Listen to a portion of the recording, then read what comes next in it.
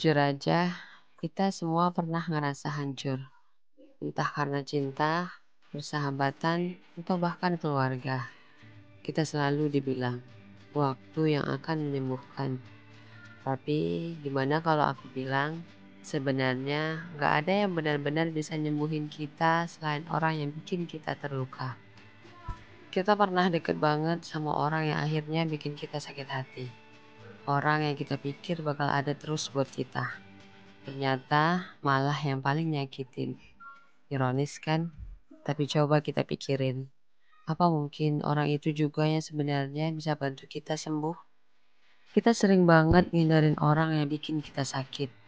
Tapi sebenarnya dengan menghadapi mereka, kita bisa dapat sesuatu yang gak bisa kita dapat dari orang lain. Closure, itu loh penutupan yang bikin hati kita tenang. Gak perlu drama, gak perlu maksa. Cuma butuh keberanian buat ngomong dan dengerin. Closure is powerful. Seketika kita dapat pengakuan dari orang yang bikin kita terluka, otak kita kayak dapat lampu hijau buat mulai sembuh.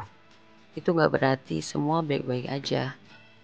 Tapi setidaknya kita bisa mulai menerima kenyataan. Dan kadang dari situ kita bisa memaafkan. Bukan buat mereka, tapi buat kita sendiri.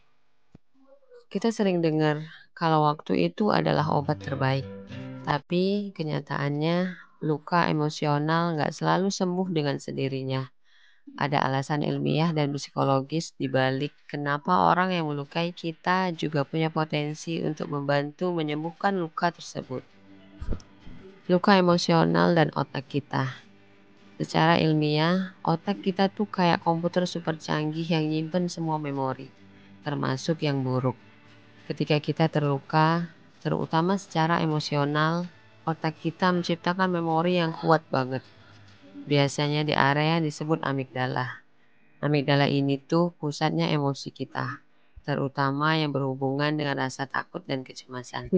Ketika kita ketemu lagi atau mikirin orang yang melukai kita, amigdala otomatis ngirim sinyal ke tubuh kita buat waspada, ngerasain sakit lagi, atau bahkan ngalamin flashback. Itulah kenapa kita sering banget ngerasain sakit berulang-ulang meskipun kejadian itu udah berlalu. Pentingnya closure atau penutupan.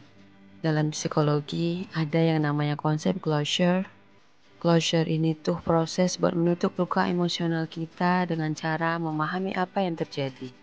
Salah satu cara efektif buat mencapai closure adalah dengan ngomong langsung sama orang yang melukai kita. Kenapa penting? Karena kita butuh jawaban. Otak kita nggak bisa tenang kalau masih ada pertanyaan yang menggantung. Misalnya, kenapa dia tega? Atau apa salahku? Saat kita ngomong sama orang itu, kita bisa dapat jawaban yang jelas. Meskipun nggak selalu enak buat didengar. Tapi, itu justru yang bikin otak kita berhenti nyari-nyari jawaban sendiri. Yang seringkali malah bikin kita makin sakit. Pengakuan dan pengampunan.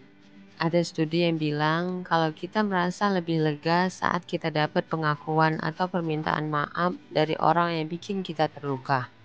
Otak kita, terutama area prefrontal cortex yang mengatur pengambilan keputusan dan kontrol emosi, bakal lebih mudah buat melepaskan rasa sakit itu. Ketika orang yang melukai kita ngaku salah atau setidaknya paham kenapa kita sakit, kita jadi bisa mulai proses penyembuhan. Ini bukan tentang membiarkan mereka lepas dari tanggung jawab, tapi lebih kepada ngasih diri kita kesempatan buat move on dan gak terus-menerus disiksa sama rasa sakit itu. Kamu yang punya kontrol. Pada akhirnya, meskipun orang yang melukai kita punya peran penting dalam penyembuhan kita, yang sebenarnya pegang kontrol adalah kita sendiri.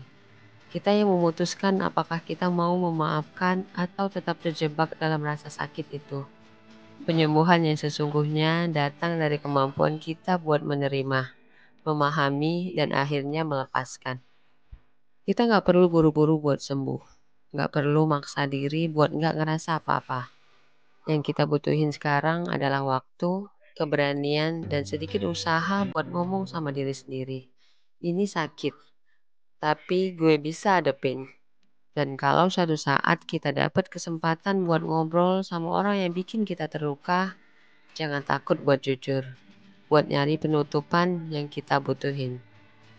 Karena pada akhirnya yang bisa nentuin seberapa jauh kita sembuh itu ya kita sendiri. Kita punya kekuatan itu. Kita punya kendali penuh atas hidup kita. Luka itu mungkin gak akan hilang sepenuhnya, tapi kita bakal belajar cara hidup dengan itu.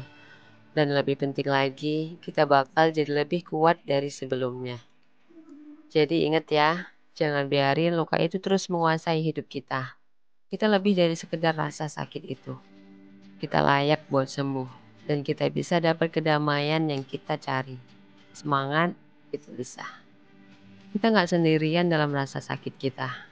Tapi cuma kita yang bisa nentuin gimana cara kita sembuh. Jadi, apa langkah kita selanjutnya? Terima kasih telah menonton. Jika kamu suka dengan video ini, jangan lupa untuk like, share, dan subscribe my channel Let's Do It. Untuk mendapatkan banyak video inspiratif lainnya. Sampai jumpa di video berikutnya. Bye.